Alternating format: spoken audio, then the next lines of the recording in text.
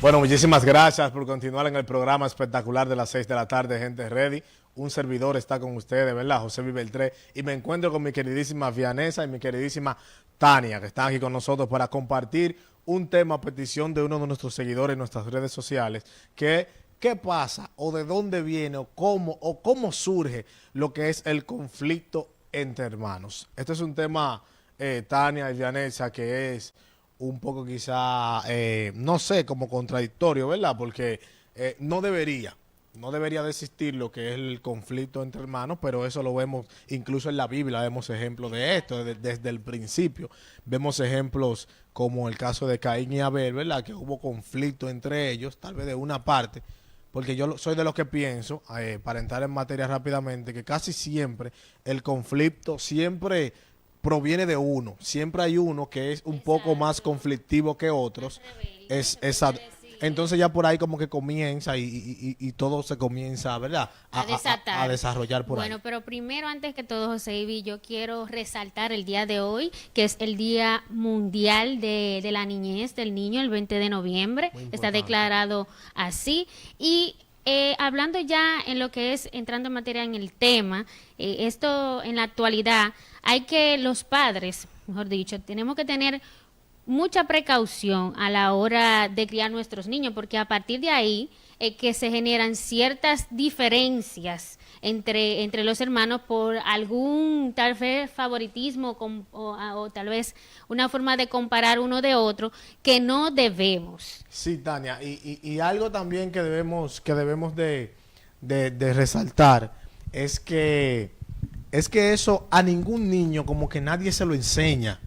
O sea, un niño pequeño que tú dices, pero ¿cómo él aprendió eso? ¿Cómo es que ese niño ya tiene 2, 3 años, 4 años y nació el nuevo bebé de la familia? Y como que ya él se siente como ese chip de celos. ¿Quién se lo enseñó? ¿Cómo él aprendió eso? Porque regularmente los niños hacen lo que aprenden, pero hay cosas como esa que uno dice, óyeme, pero ¿cómo lo aprendió? ¿Dónde se lo enseñaron?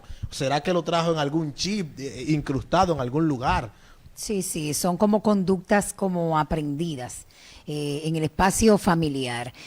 Como tú decías al principio, yo creo que sí, que siempre tiene que haber como, para que pasen esas situaciones, como uno de los hermanos tiene que ser dominante.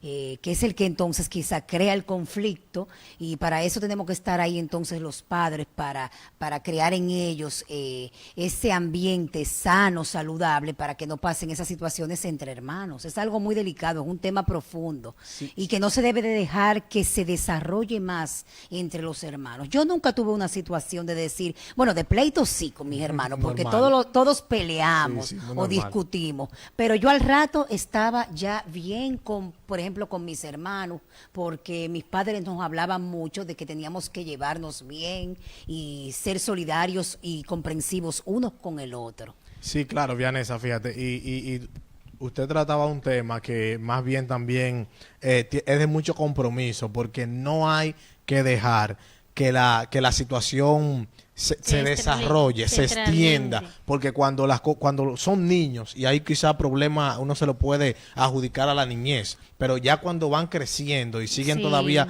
siendo conflictivos ese uno resentimiento con otro, hacia su hermano menor, que mayormente esto se da no cuando, por ejemplo, los niños tienen una edad que van cerca, sino a veces estos niveles de conflicto llegan porque tal vez el hermano es un poco mucho más mayor que él. Entonces, al padre creer que ya el más que mayor se puede manejar solo, entonces le presta más atención al pequeño y se olvida del grande, y es todo lo contrario. Ahí es que donde tiene que tener mayor atención, claro que sí, para que el niño no se sienta celoso de su hermano pequeño. Claro que sí. Y además, también hay que incluir que hay algunos niños que nacen con ciertos trastornos de conducta, en este caso, trastorno por déficit de atención, o sea, la hiperactividad, que hay que los padres tenemos que fijarnos bien cuando nuestros niños tienen este tipo de trastornos, porque ahí es que se ven mayormente los conflictos. Claro que sí, y eso ya son, como decía más bien, son conflictos que se pueden ocasionar en la niñez, pero ya cuando los conflictos se van a los extremos, que ya cuando la persona quizá alcanza cierta edad, hay que tener mucho cuidado con esto, porque esto incluso puede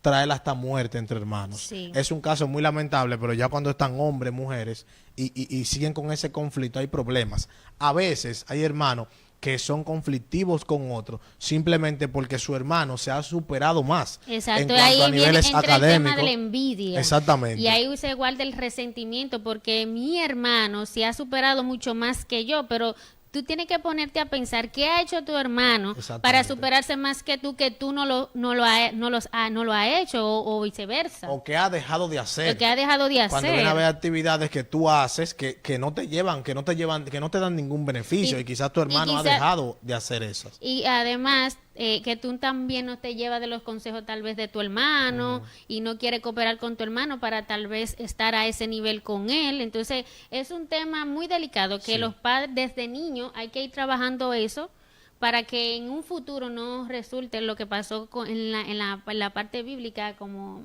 todo Caín y Abel que tú mencionaste a un principio, y hay que tener mucho en cuenta eso. Claro que sí. Bueno, el consejo de nosotros para todos los padres es realmente que atiendan a sus hijos, que atiendan a todos sus niños, a todos por igual. Cuando estén juntos, trátelo igual, de igual manera, no demuestre ninguna inclinación por ninguno, para que entre ellos no se sientan mal uno con el otro. Y cuando cualquiera de ellos alcance cualquier mérito, cualquier meta, cualquier logro, celébreselo igual, como si ambos lo hubiesen alcanzado, para no crear conflicto entre ellos mismos. ¿Algún consejo, Vianesa? Yo lo veo muy bien, más claro de ahí no pudo haber quedado, pero sí, o sea, tener los padres en cuenta que cada hijo tiene un talento y cada hijo es especial, entonces como decías tú, valorar y premiar esos talentos en nuestros hijos. Yo creo que con eso los hijos tendrán una autoestima más alto y mayor seguridad. Muy bien, muchísimas gracias, Vianesa, muchísimas gracias, Tania. No sé si también tienes algo que decir. Tania, pues ya para culminar.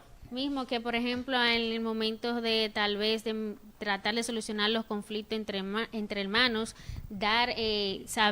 explicarle a ellos las consecuencias que trae ser agresivos o violentos, tal y cual es, tener mucha calma, paciencia para resolverlo y, como tú bien decías, elogiar las cosas positivas que hagan cada uno en su diferente forma, y porque obviamente como los dedos así son diferentes, así son los hijos, cada quien tiene su carácter, entonces hay que saber lidiar esa parte.